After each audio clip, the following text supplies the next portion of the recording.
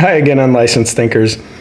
If there was a corporation responsible for what you manifest into your life, I want to remind you that you indeed are the CEO of that corporation, and you should be acting as such. A lot of times we forget how much we are in control of that. But real quick, I can't reach that like button there. Would you mind hitting that for me? Thank you. So many of us, we're told to tell the universe what our plan is, to ask for something, and then to let it happen. But how do we think about that, letting it happen? Because we always want to do something. We want to, flick this lever, turn that screw, whatever it might be. And how do we get past that and say, I've already delivered my plan, now I'm just going to let it happen. I'm going to do whatever work I need to do, of course. I'm not lazy. I understand I have to do my part. But for the rest, the things that I don't need to put my hands on, how do I let them just happen? And it does come back to remembering and feeling like you are the CEO of this corporation that's manifesting for you. You're the boss. And the CEO doesn't think of every detail. The CEO isn't necessarily down there in the trenches. The CEO is more high level. The CEO has a plan. And that plan, the CEO then delivers to the managers that they have under them. The managers then sit down, they figure out the details of how it's all going to come together. They then pass those details on to the workers, who each get a piece of what's going to happen. And the manager isn't really, the CEO isn't really in charge of those details. The CEO just says, here's my plan, here's what I need, let's make this happen.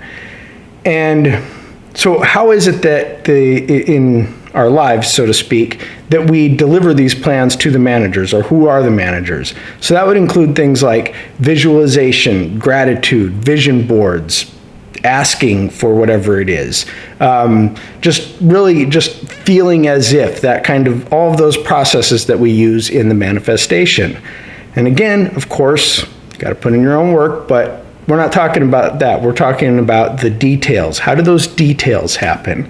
And so we tell those managers, we do those visualizations and we ask, and that's giving that universe manager, so to speak, our plan, what it is that we want, so that they can go and figure out the details for us. So we don't even have to think about that, because it's not reasonable. It's not an efficient use of our time to, as the CEO, to, like I said, turn every screw, to flip every switch, put everything together, to type every letter in every email for the company.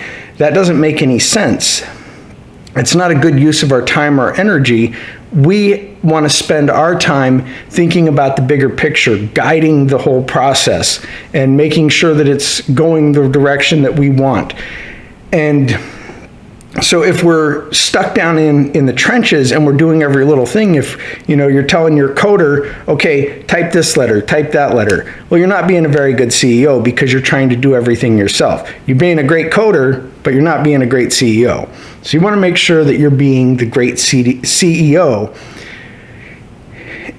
And as you guide that picture, that's when things start happening for you, because you're seeing it from that higher level. So the CEO gets much more benefit out of something happening than does the worker, the person on the lower rungs of the ladder, so to speak. They get some benefit from it, but if you're acting like one of them, if you're acting like one of those on the lower levels, then that's the level to which you will receive. If you're acting as if you're the CEO, and the CEO that's his job. He feels feels as if they're receiving, as if they're getting all of this because they deserve it, because they've earned it.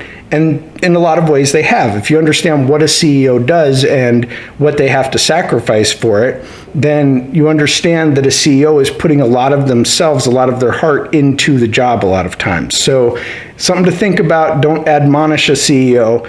Respect the CEO. Be the CEO. And that is how the details of your plan will get worked out for you, and you don't need to really think about them. You can just sit back, let it happen, trust, have faith. Your plan is being executed by those managers and by those workers. They are taking care of you. They want you to succeed because your success is their success. So let me know what you guys think in the comments. Again, be sure to hit that like button because I can't reach it from here, and share the video. Have a great day.